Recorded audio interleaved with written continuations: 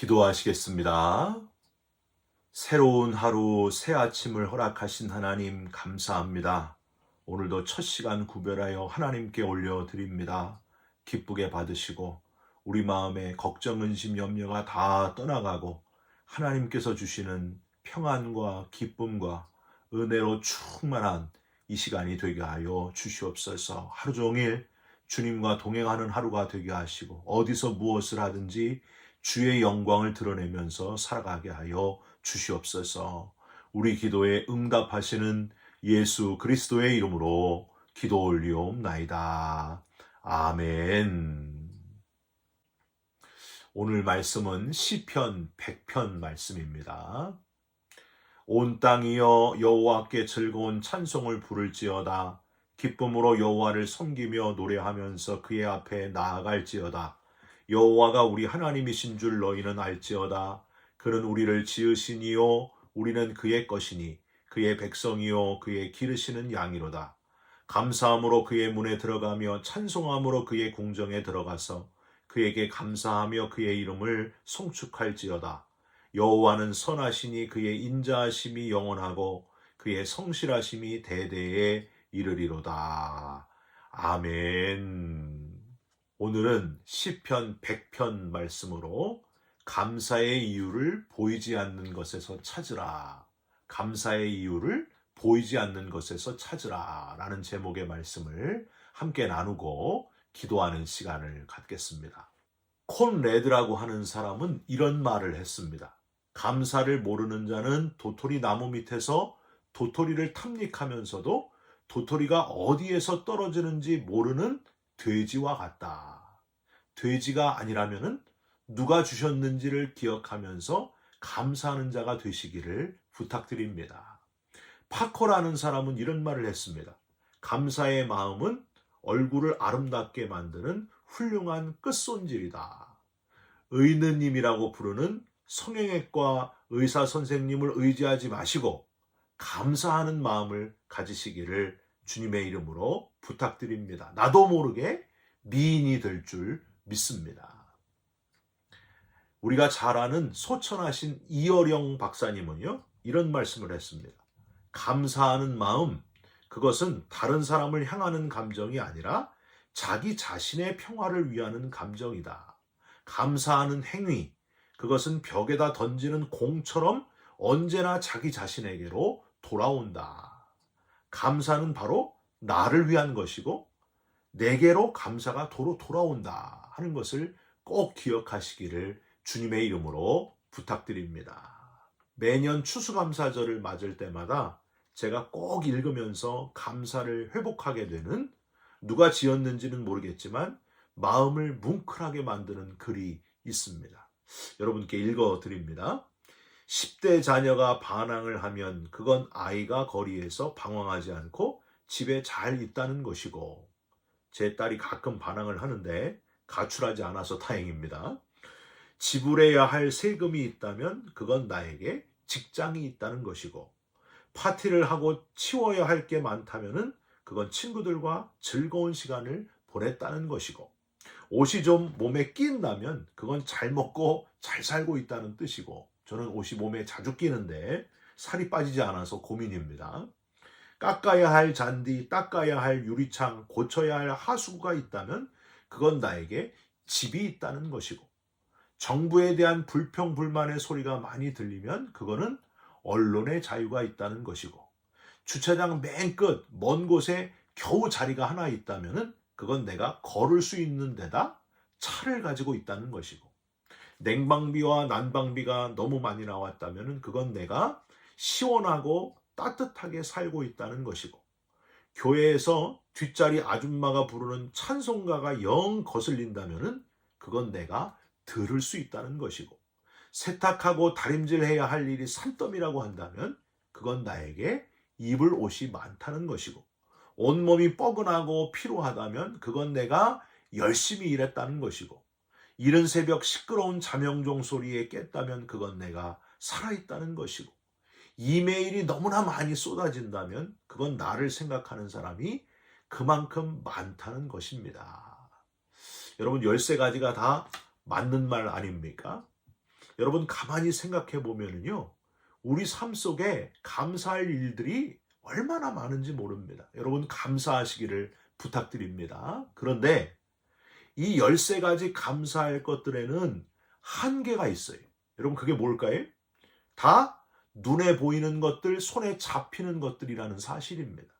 그래서 신앙이 없는 사람들도 이걸 읽으면서 맞다, 긍정적으로 생각하자 하면서 누구나 공감할 수 있는 13가지예요. 여러분 맞지 않습니까? 만약에 저와 여러분의 감사가 이런 감사들로만 끝난다면은 잘 몰랐는데 나에게 있는 것들이 이렇게 많았구나 발견하면서 감사하는 것으로만 끝난다면 복음은 그야말로 직역을 해서 굿뉴스, 그저 표면적으로 좋은 것들을 알려주고 마는 것이 된다는 사실입니다. 여러분 이렇게 되면은요, 목회자는 그냥 행복전도사요, 웃음치료사 정도밖에는 안 된다는 거예요. 나아가서 교회는 그냥 사교기관, 한인회 혹은 마음 치료하는 그 힐링 캠프 같은 그런 곳 정도밖에는 안 된다는 겁니다. 미국의 제일 큰 교회인 긍정의 힘 조엘 오스틴 목사님이 비판받는 이유가 바로 여기에 있습니다. 하나님이 주시는 힘은 긍정이다, 소망이다. 여러분 맞습니다. 좋아요. 근데 이는 다분히 하나님을 권선징악의 하나님으로만 이해하게 만든다는 거예요. 그냥 눈에 보이는 좋은 것들 주시는 하나님으로만 잘못 이해하게 만든다는 사실이에요. 여러분 다른 종교들도요, 그냥 가가지고 열심히 빌고 비나이다 이것 주시고 저것 주시고 해가지고 자식도 잘 되고 사업도 잘 되고 돈도 많이 벌게 해주시고 건강하고, 그렇게 사람이 만든 종교는요 다 똑같아. 그렇게 똑같이 된다니까요. 더 먼저 있어야 할 것, 감사의 본질을 찾아야 됩니다. 그걸 놓치면 안 됩니다. 근본 감사가 무엇인지를 반드시 깨달아야 한다는 거예요. 여러분 근본 감사, 본질적인 감사가 무엇인지를 꼭 발견하시기를 주님의 이름으로 부탁드립니다. 땡스기빙 1621년 추수감사의 원조는요, 그냥 추수감사가 아니었습니다. 많은 것을 얻게 되어 눈에 보이는 것 많이 수확해가지고 기뻐하는, 그래서 지켰던 날이 아니었어요. 오직 신앙의 자유를 찾아서 영국을 떠나 새로운 땅 아메리카에 도착했는데 안타깝게도 가족과 사랑하는 이들을 다 많이 잃어버리고 드렸던 슬픔과 소망이 섞인 상황 속에서의 감사의 예배였습니다. 영국에서 오직 신앙의 자유를 찾아서 1620년에 메이플라워를 타고 출발한 이들이 배에 처음에 승선한 사람이요 102명이었어요. 그런데 가족들 중에 다 거의 반이나 되는 가족이 다 죽어버리고, 그러니까 한 가족당 한두 명은 다 죽었다는 거예요. 겨우 58명만 제대로 정착했다고 하는 겁니다. 이제는 마음껏 예배 드릴 수 있었지만 그들의 찢어졌던 마음을 한번 생각해 보시길 바랍니다. 자식은 부모의 가슴에 묻는다고 했는데 자식을 잃고 괴로운 마음, 그럼에도 불구하고 구원받은 감격으로 이 죄인을 구원해 주신, 십자가에서 독생자를 죽게 하심으로 우리를 살려주신 하나님께 진실한 감사, 마음껏 예배 드릴 수 있는 것에 대한 감사를 드리면서 근본적인 감사의 예배를 드린 날이 바로 1621년 추수감사 예배였다고 하는 겁니다. 저는요, 이번 추수감사절이 저와 여러분들에게 1년 동안 하나님이 베풀어 주신 것에 대한 감사, 거기에 그치지 않았으면 좋겠습니다.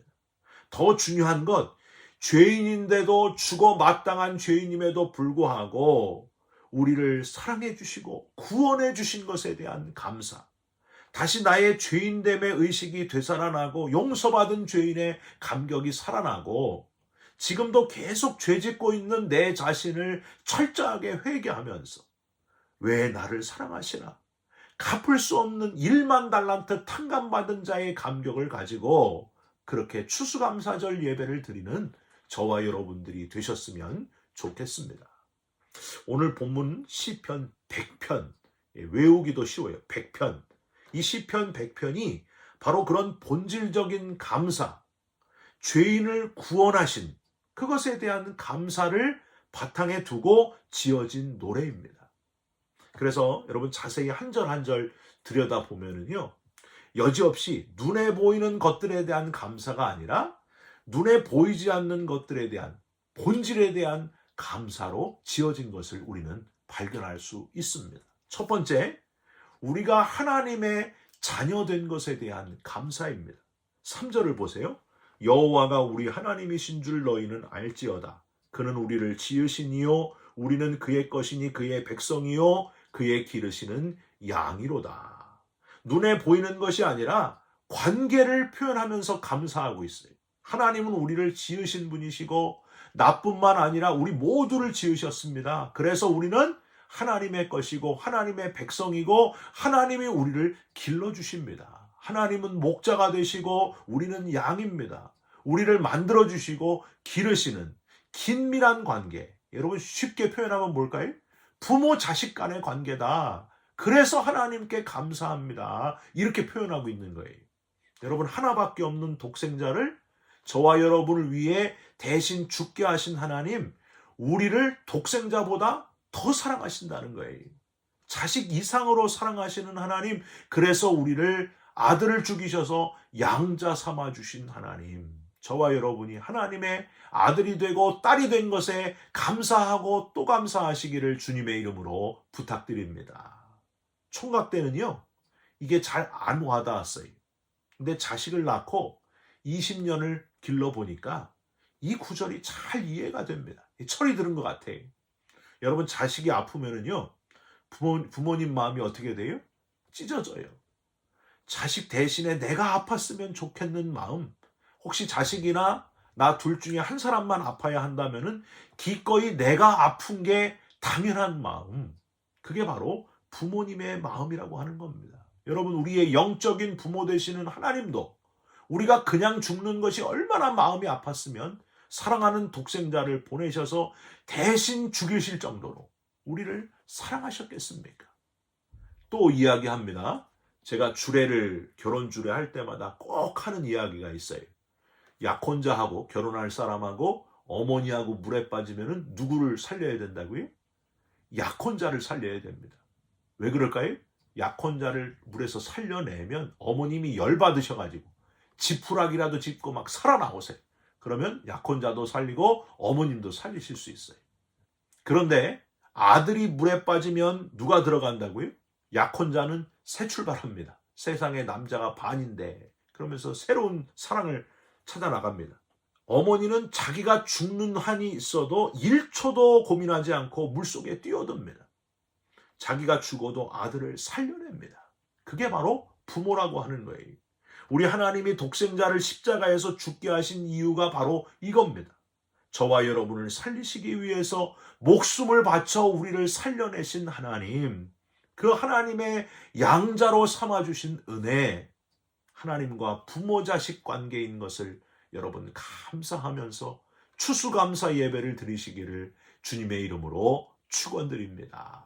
두 번째로, 언제든지 하나님 앞에 바로 나아갈 수 있게 된 것, 그것에 대한 감사입니다.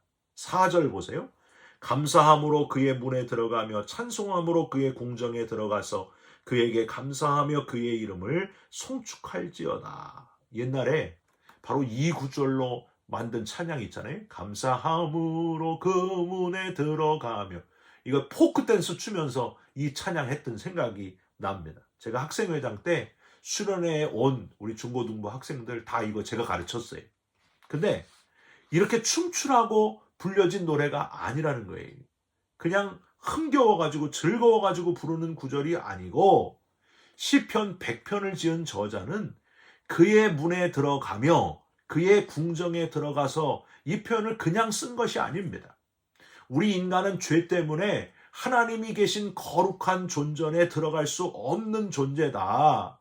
가장 거룩하고 크신 온 세상을 만드신 창조주 앞에 나아갈 수 없는 너무 죄 많은 우리들이 대제사장이 1년에 한 번 발목에다가 동아줄을 메고 겨우 들어갈 수밖에 없는 그 하나님의 존전 앞에 정말 나아가기 어려운 그 어려운 상황인데 누구나 하나님 앞으로 나아갈 수 있도록 주님께서 대신 십자가에 달려 죽으셔서 우리를 언제든지 누구든지 하나님 앞에 나아갈 수 있는 길을 열어주셨다고 하는 거예요. 이걸 기뻐하면서 감격하면서 그렇게 노래하면서 지금 표현하고 있는 거예요.